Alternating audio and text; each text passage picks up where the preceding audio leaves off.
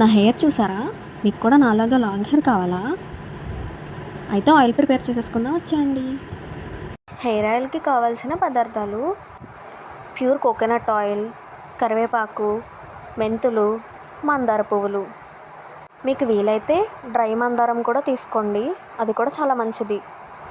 ఈ ప్రాసెస్ అంతా మనం లో ఫ్లేమ్లోనే చేసుకోవాలి. ఇది చాలా ఇంపార్టెంట్, మళ్ళీ చెప్తున్నా, లో ఫ్లేమ్లోనే చేసుకోవాలి.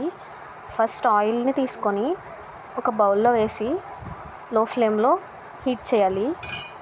హీట్ చేసిన తర్వాత లైట్గా హీట్ అయిన తర్వాత మెంతులు తీసుకొని వేయాలి, ఆయిల్లో వేసేయాలి.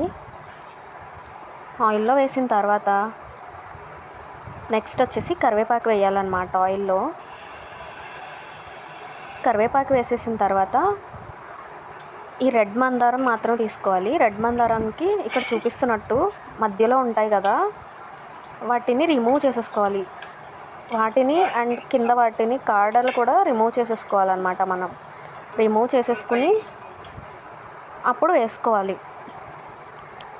దాని తర్వాత అవి రెడ్ కలర్ మందారం అవన్నీ కూడా ఎప్పుడైతే కలర్ చేంజ్ అవుతాయో, కలర్ చేంజ్ అయిపోయిన తర్వాత మాత్రమే ఫ్లేమ్ అనేది ఆఫ్ చేసేసుకోవాలి. గ్యాస్ ఆఫ్ చేసేసుకున్న తర్వాత మీకు చెప్పాను కదా ఆప్షనల్ అని డ్రై మందారం, ఆ డ్రై మందారం కూడా దీంట్లో కలిపేసుకోవాలన్నమాట.